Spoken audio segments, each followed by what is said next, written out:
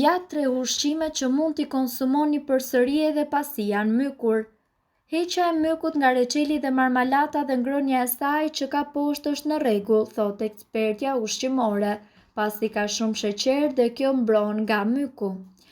Fruta dhe perimet, gjithashtu me njolla të vogla të mykut të turbut zakonisht mund të ruhen, por mos e vendosni thikën në myk në rast të kontaminimit.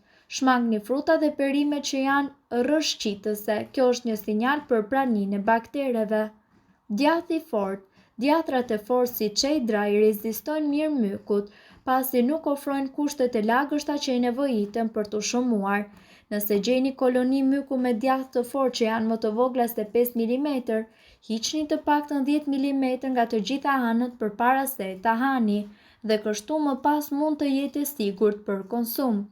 Për çdo djathtë është një histori e ndryshme, por gjithmonë ju duhet të tregoheni të kujdesshëm.